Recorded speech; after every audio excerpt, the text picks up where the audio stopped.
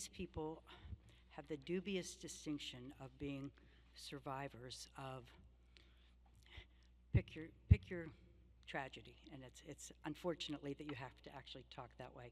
Each one has been involved in a different tragedy in one way or another over the past several years as a result of hate-fueled violence. So you'll hear their stories, but I think that there's nothing more compelling as hearing from the people who have been directly affected by this violence. I think all of us experience it in our own ways and from our own perspectives, but this is a unique, unfortunate perspective, and they're all members of a club they never really wanted to be. So, our panel. Thank you, Meryl. As I mentioned in my opening remarks, one of the things that is very important to us at Eradicate Hate is to make sure that we embed survivor voices in everything we do. And we don't do that out of sympathy. We do that because they have incredibly valuable lived experience that we all need to understand and incorporate in the work that we do. And so I'm very grateful to everyone here for being present to share that information with us. And what I've asked everyone to do is, rather than take up a lot of time with Q&A, is to have each of them speak and organize their remarks into 3 sections. Number 1, what brought them to this work? Number 2, what have they done as a result, which is the inspiration part for me. And number 3, what are the few words that they really, really, really want you to take away from this when you're lying in bed tonight, that they want to be running through your head? So with that charge, Marty, do you want to take it off for us?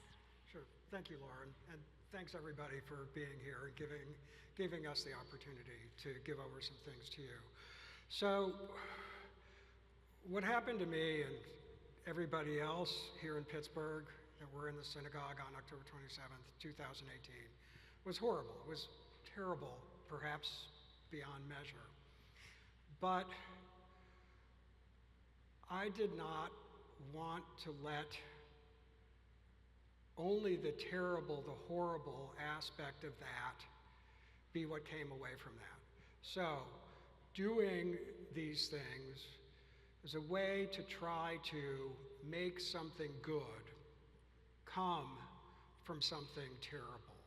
Not to let that hater from that day or the haters in general win, but to try and move forward in a positive way. And that both, I think, leads to a better world, but also to healing. As far as the things specifically that I'm doing, we have a speakers bureau here in Pittsburgh composed of survivors of the synagogue attack and family members of the victims from that attack. I can never remember what the acronym stands for. I have to keep apologizing to Amy Mallinger, who put that together.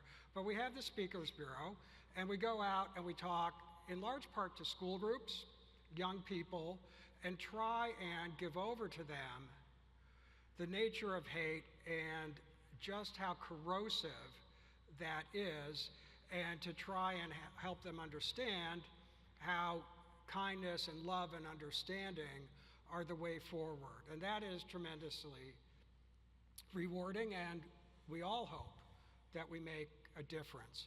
In addition, I speak to other groups, to law enforcement agencies as well, and the other thing that I have been doing is promoting safety training. A couple years, I'll say 2 or 3 years before the attack here, I received active shooter training at the place that I worked at the time. And I am convinced, there's no doubt in my mind, that saved my life. And so another thing that I'm involved with is trying to promote that and advocate for that. As far as one thing, if there's only one thing I would say, be kind. Sometimes it feels overwhelming. It can feel like there is a sea of hate out there, rising sea of hate, and it's not clear what to do. It feels like massive changes are needed, and perhaps actually massive changes are. And that can feel like something that we cannot address. But what we can do is we can smile at someone, we can hold a door, we can help someone with their groceries, we can take a moment and listen to a colleague or a neighbor or a friend who seems like they're feeling distress. And perhaps then we can make the world just a little bit better place. And collectively, all of those actions can make a difference. So the other part of this message is, yes, there are big things to be done, no question about it, but we can also accomplish a little, each of us, with small things that are well within our grasp. Great. Thank you, Marty. Suzanne.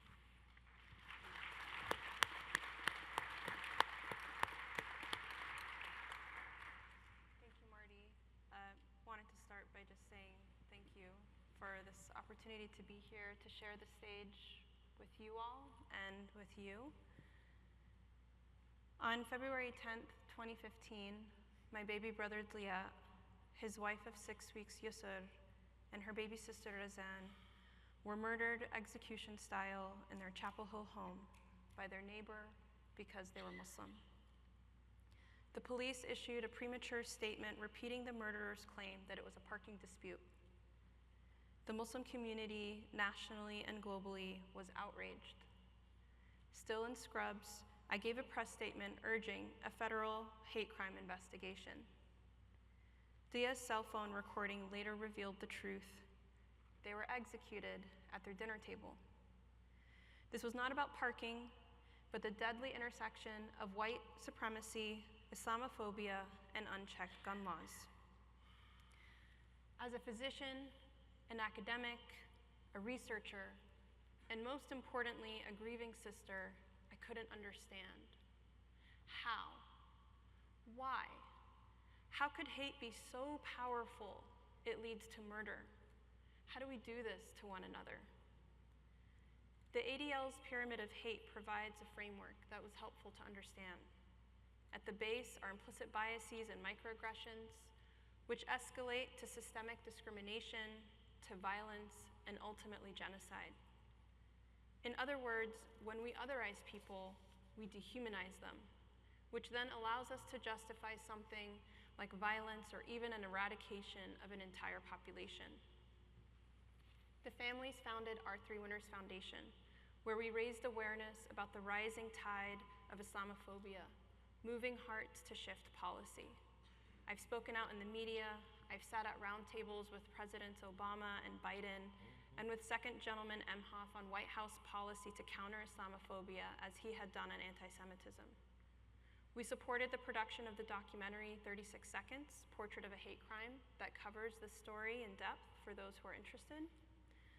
But policy and media aren't enough. At its heart, this work is about allyship. Real allyship isn't what we do when it's easy, it's how we show up when it's really effing hard. As a physician working with refugees and asylum seekers around the world, I hold a simple premise. Every human being deserves dignity, safety, and the sanctity of life, no matter where you were born, the color of your skin, your gender, orientation, or how you practice your faith. And yet I've learned something humbling. When my community is under attack, I am often powerless. In those moments, I need other communities to stand with me, to use their relative privilege to protect me. And when your community is under attack, it becomes my responsibility to extend my hand and lift you up. That is allyship. We saw it in the aftermath of the Tree of Life synagogue shooting, when Muslims across the country raised hundreds of thousands of dollars to help cover funeral costs. I felt it after the Pulse nightclub massacre, when I addressed thousands at a vigil in San Francisco's Castro district.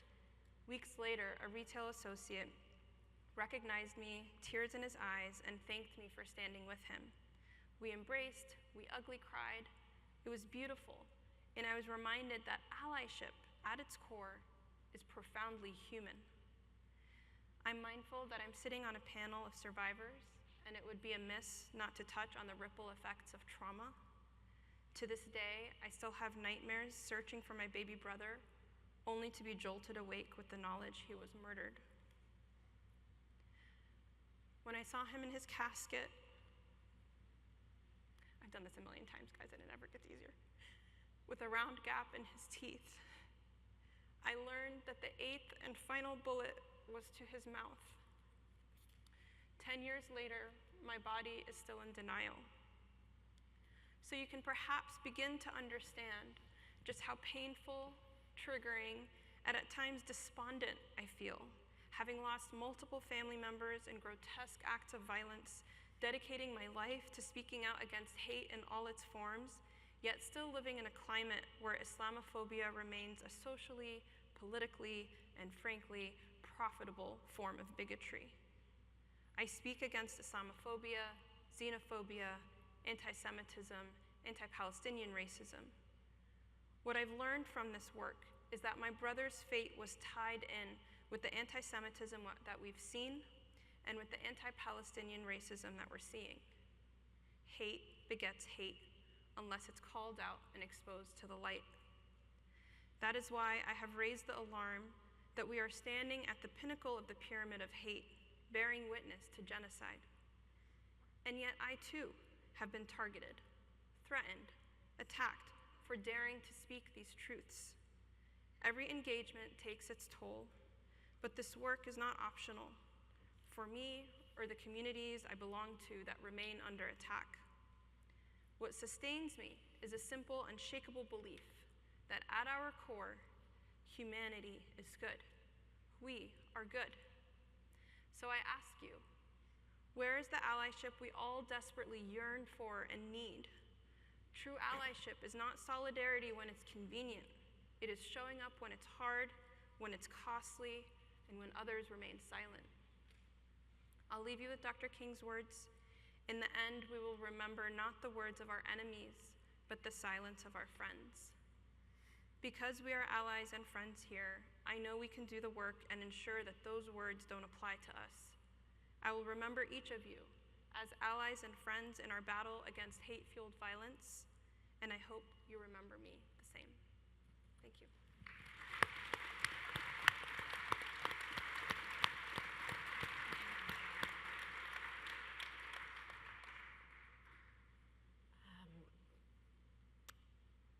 My name is Ashton, and I'm a survivor of the Club Q mass shooting in Colorado Springs on November 19th, 2022.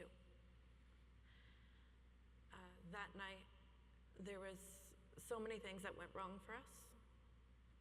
I was shot 9 times. I lost my best friend on the other side of the bar.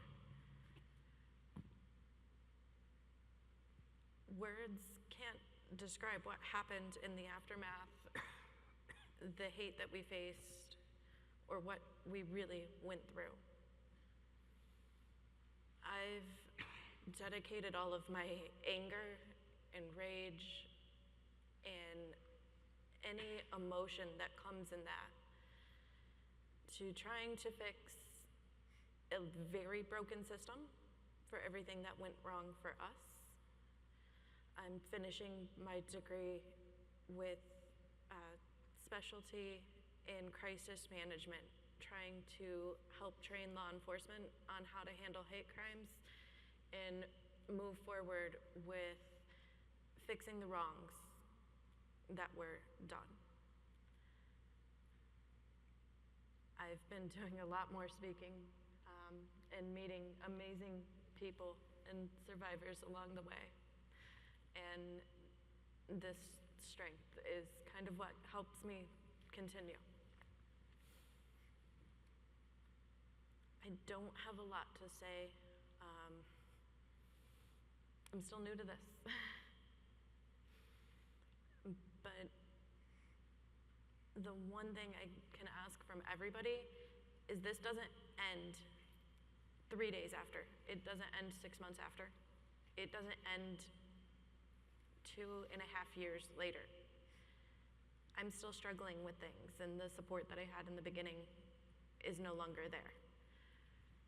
I'm finding my own way and my own things to try to make this better.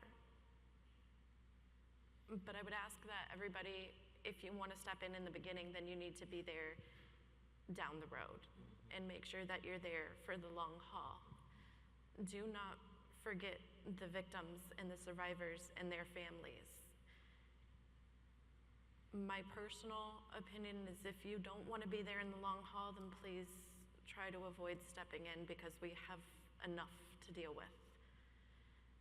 But please, if you're going to, do not forget that this isn't a short-term problem and we are forgotten and we need you to stick around. Thank you.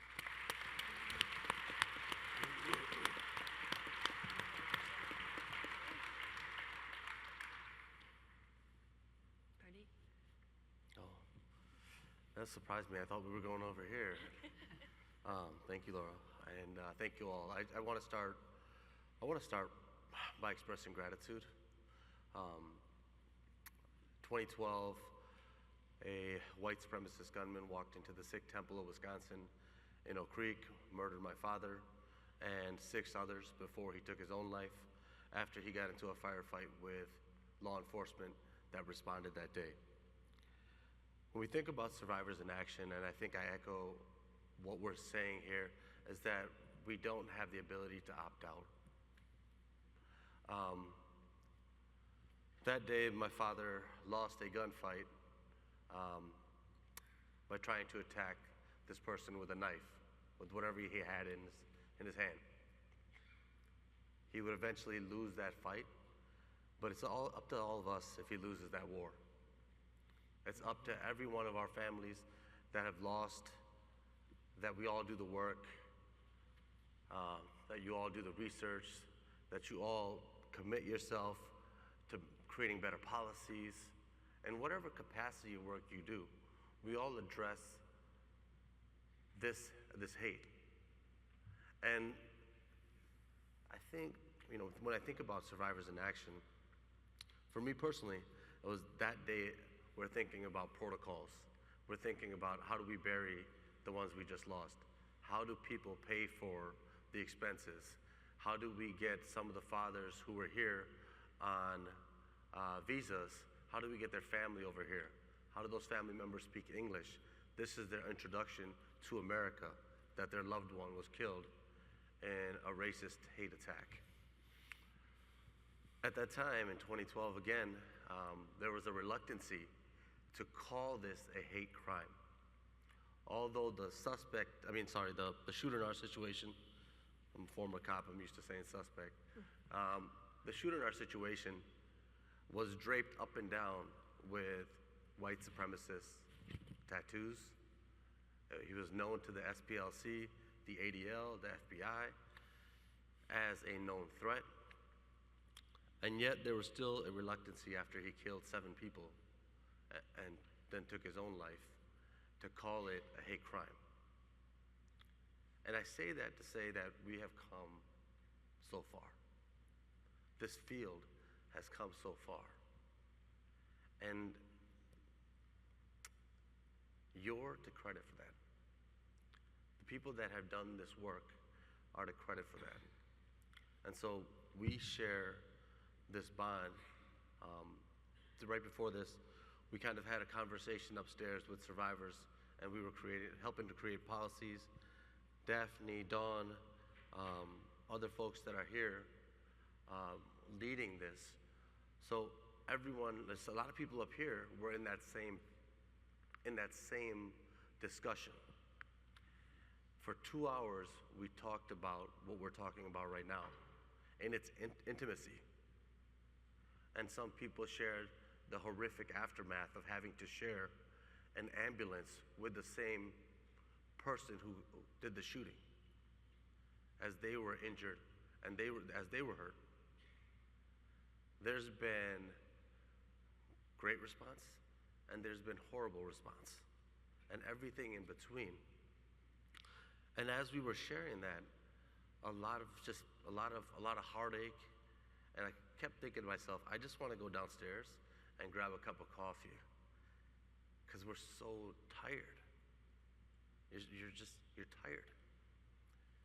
But with that said, when we came back into this room and we knew that all of you were here and that all of you were listening, I grabbed the coffee, yes, for sure. But you were the real rejuvenation. And so don't stop here. Keep going forward. Let's support the summit. Let's keep supporting it year after year. We have really good friendships, really close relationships. Some people have got to know each other in the past few days, past few hours. Let's continue that. Let's keep moving forward. Thank you.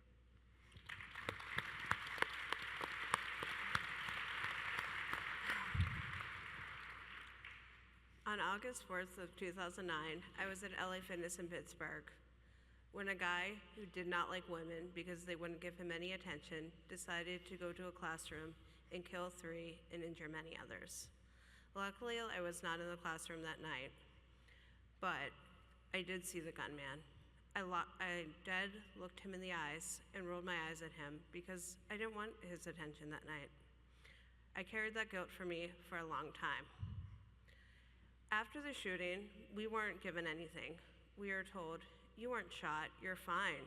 We were given pamphlets. LA Fitness rushed to reopen within 2 weeks, and we were told just to basically get over it.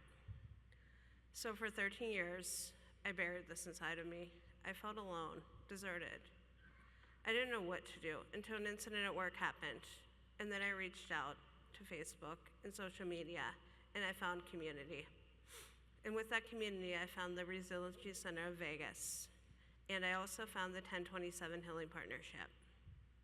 With the Resiliency Center of Vegas, I started talking to Jill, Jackie, and Alice, who inspired me that I could turn my dark days into something much better. And with that, they created HEART. HEART stands for Healing, Empowering, and Rebuilding Together. We work together with different survivors of mass incidents all over the world.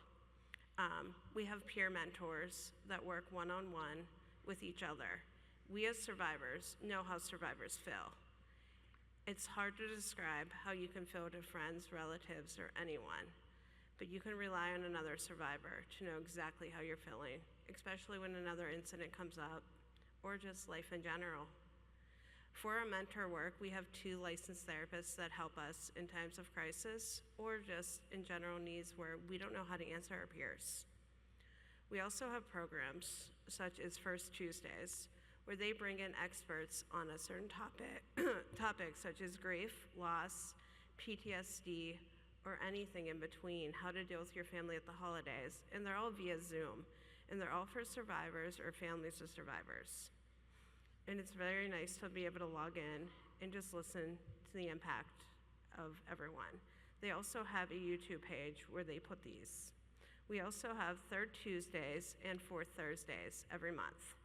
Those are more, they follow up with the First Tuesdays, and they're more of like a group therapy session where you can just talk about whatever's on your mind or any incident that occurred, or if your anniversary is coming up.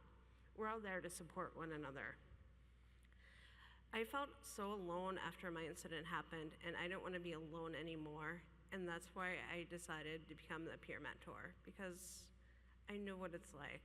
It's such an awful feeling, and you don't want anyone ever to feel this way, so that's why I partnered up with these 2 centers.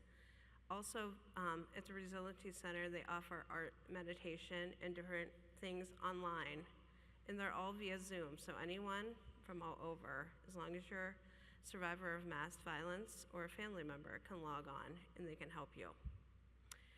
It helped me heal by helping others. I also did Zumba classes here in Pittsburgh for the 1027 Foundation. They are lots of fun, lots of laughs. It was just a fun time altogether. And I also held a food drive. And on the anniversary last year, it was 15 years for LA Fitness. So I decided for the 15th year, I wanted to do something special. And I partnered with them, and we collected goods through different members of the community, and I donated them to local organizations. And I want to leave you with some words. For 13 years, I felt so alone, like I was on my own deserted island. No one truly understood who I was until I found my community. There is so much power in community. And in community, we can face hate in two ways. Let's use this analogy of cows and bulls during a storm. When a storm's approaching, cows tend to run away from the storm, where bulls stand strong and firm and fight the storm. So as a community, we need to be the bull. We need to face the storm. We need to stick together because there is so much power in community. So let's be the bull and face hate head on.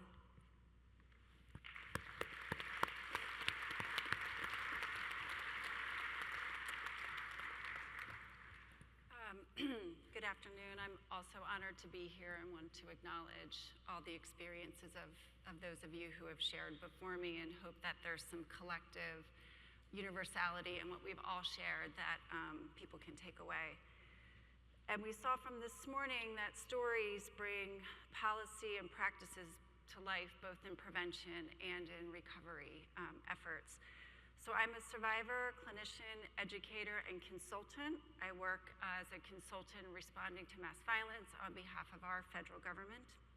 And I've also been involved with United Nations Office of Counterterrorism. It's how I've come to know Philippe, working on initiatives and programs over the years to try to ensure the universal rights for victims of terrorism. There are many countries and communities that still don't have infrastructure to support those who have been impacted. So as an educator and working in the mental health field for over 20 years before the marathon bombing, it's been really important to me to share some of these lessons that I've learned and discovered about my own experience when I teach. So the complexity of trauma and victimization, as you're hearing today from everybody, is indescribable, unthinkable. We hide from parts of it. We don't know what to call it. Somebody says, get over it. And all those things deeply and dramatically impact survivors. So I was a runner in the 2013 Boston Marathon and was injured at the site of the second explosion. And in preparation for today, I went back and looked at my victim impact statement to say what was resonant to me at that time, and that was 2 years after the attack.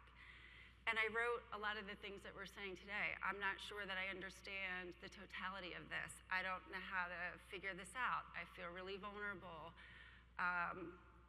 I'm afraid that something bad is going to happen to the people that I love going ahead.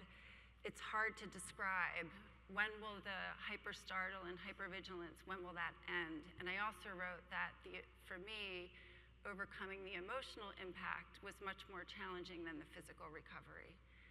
Also, I know that some of the folks here have paid this ultimate price in losing loved ones, and that is its own complicated experiences as well. So being a victim of terrorism can be annihilating, and that annihilation is indescribable. And I wrote in that victim impact statement that nobody in my life understood and that it was very lonely, and it was probably one of the loneliest experiences in my life. So that event was also a turning point in my personal life. It was the beginning of the end of my marriage. And I've heard from victims and survivors all over the world, which is comforting when you meet people, that they also felt like that moment in time singularly changed your life forever, and that there is no going back. So when we think about recovery, it's about what do we do going forward, because life that you knew before that incident is now gone, and that is an ongoing grief that we have to figure out how to negotiate. I've worked in mental health now for over 30 years as a clinician, a provider, and a consultant, and there's a few things I think are really important to consider when working with people who have been impacted by mass violence and terrorism.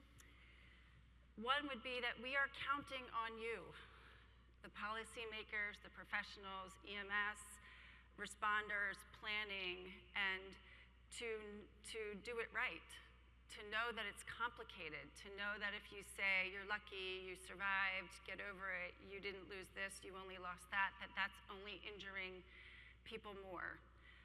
Not planning is negligent. We are living in a world, I heard the state of hate this morning, it was terrifying. We're living in a world where this is only increasing. So we do need to know how to plan and respond better. I would also like to say that the way that we are reacted to validates and or invalidates the experience of the survivor. And when we are invalidated for the experience, it is a further injury and re-traumatization. Personal histories matter. We heard that this morning. Past trauma matters. Every incident is unique, and those unique considerations have to be taken into account when you work with people that have survived a particular incident. Every single one is different. And as we heard this morning again, hate hurts more. And it's not just the event that determines how traumatic it is, it's who that individual person was going into that event.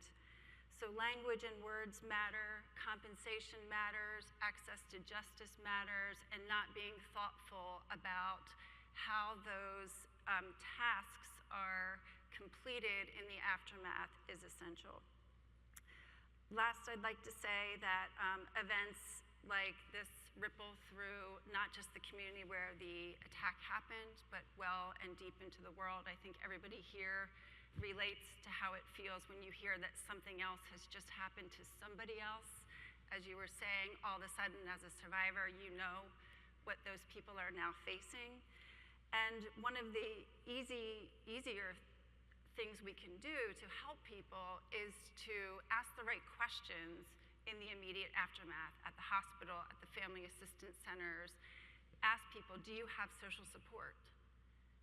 And to help them know what that means, you know or we know as a provider, but do they know that it's not just having a partner or somebody to call, it's who can I trust? Who can I tell what I'm fearing to when I'm too ashamed to say that I feel this about my experience when somebody else lost more? So unless somebody helps us understand what social support is, we can't answer that question correctly. Connection and being around other people who have had to endure these experiences matter a lot. And until we, not to be cliche and corny, eradicate hate, we need to learn how to and make sure that our best practices through planning to response and recovery have to be trauma-informed, they have to be victim-centered, they have to be based on evidence, research, victim voices, and I'm gonna say at this point, there really is no explanation for not doing that well at this point. Too many people have suffered for it not to be done right and well. And having victim voices at the center of that planning is essential. And just final note, I've been struck on the commonalities around the trauma and the shame and how important just that topic is in general on every side of the spectrum, from the violence to the victimization. Thank you. Thank you, Amy.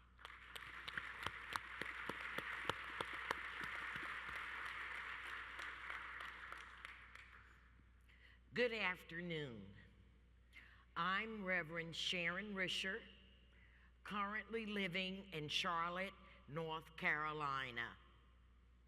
10 years ago, on June 17th, 2015, my mother, 2 cousins, a childhood friend, and lifelong church members of Emmanuel AME Church, African Methodist Episcopal Church, were slaughtered while studying the Bible. They were in their weekly Bible study. They welcomed this 21-year-old white supremacist, welcomed him, sat him down, and for an hour he listened to the parable of the sower.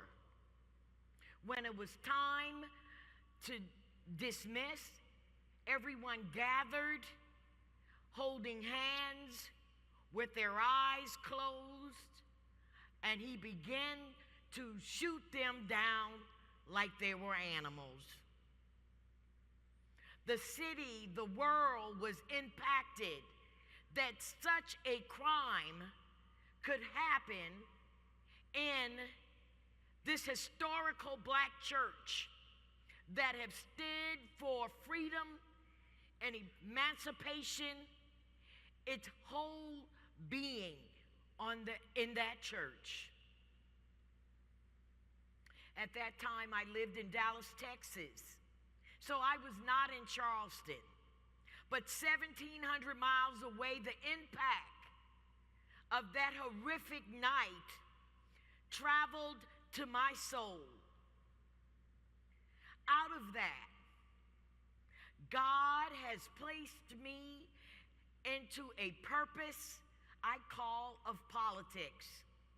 Out of that, I was able to write this book for such a time as this, Hope and Forgiveness After the Charleston Massacre, because you see, family members forgave the shooter 48 hours after his horrific thing.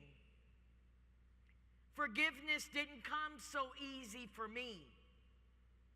But out of that, I became an advocate for gun violence law reform. I am a preacher that preaches the love of God.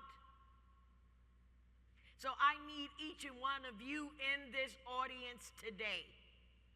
If you are a person of faith, then I ask you to use the faith that you have to do something to help someone else outside of the doors of your church. I need you to know that faith without works is dead. Thank you.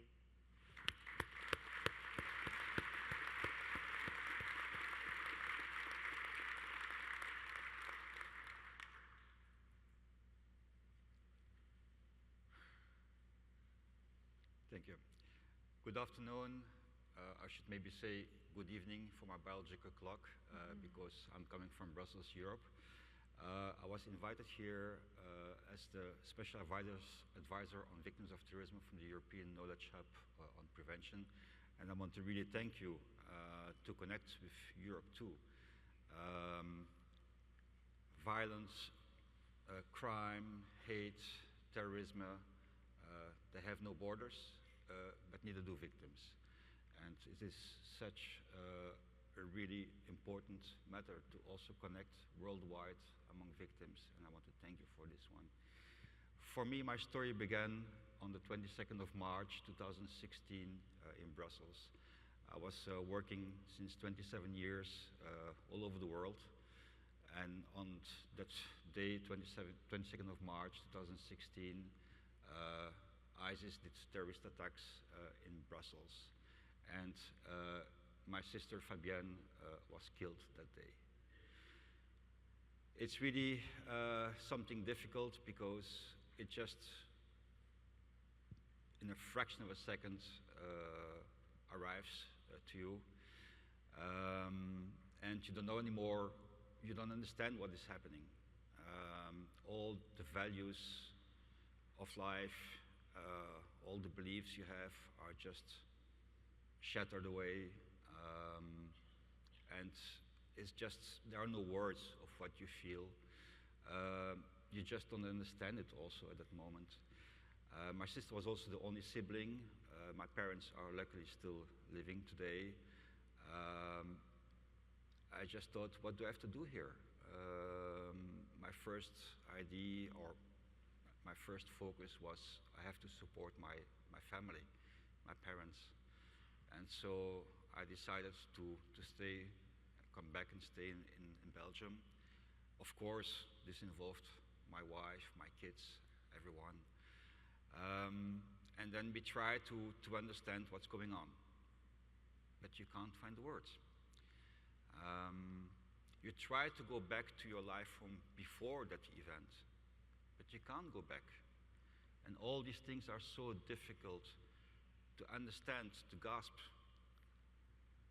And I tried to search and search what was going on, tried to get in contact with other victims too, to see how do you feel. And it was very difficult to get in touch with other victims because many people try to protect us. We should not harm each other and not increase the pain. No, we are one big family because what we live through is such a deep thing, deep pain, that we can understand each other among victims and survivors. And often, because we can't express what are these pains, we feel it among each other. And so the support comes there to us. So we need each other. I tried to contact the other victims, and I came in touch with also victims from Spain, and they tried to clarify things, and they said there are 4 pillars for the victims which are extremely important. And it sounds maybe simple, but you need a simplicity to try to focus again with your emotions. And they said, first of all, is dignity.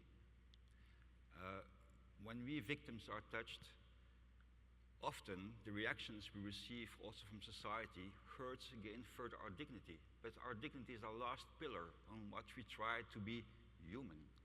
We try to stay human. And so dignity is a pillar, first pillar for the victims.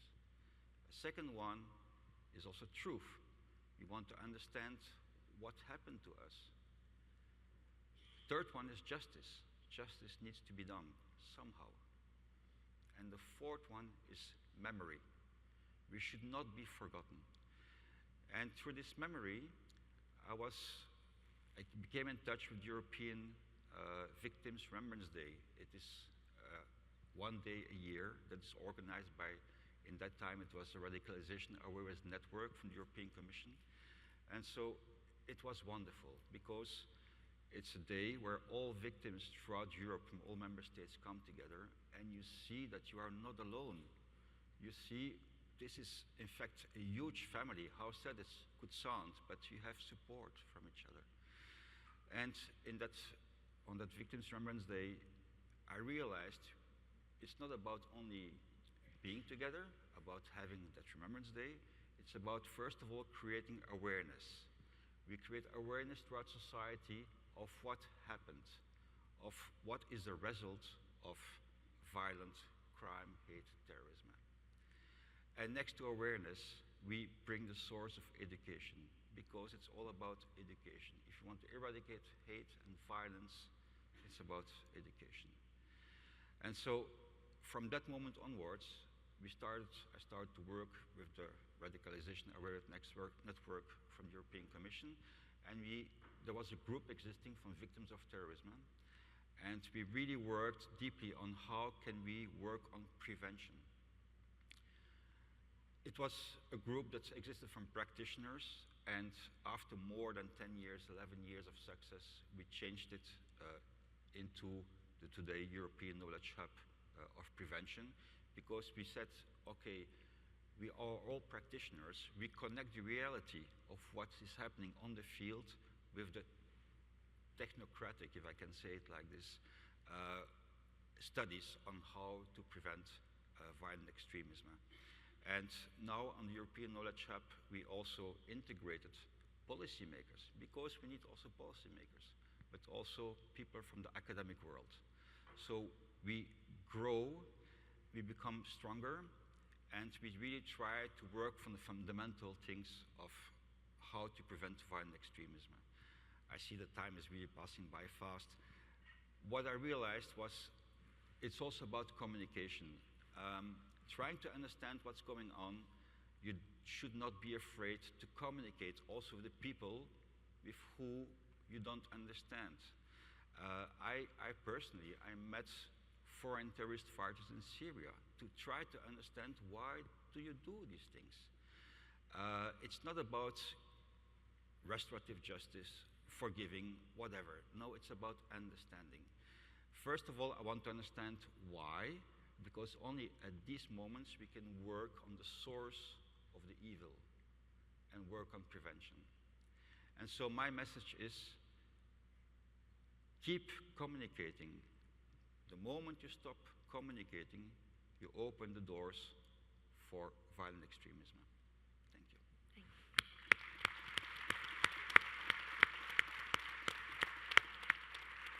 So we are at time, but a huge thank you to every single one of you for being here, for sharing what you shared, for your ongoing work.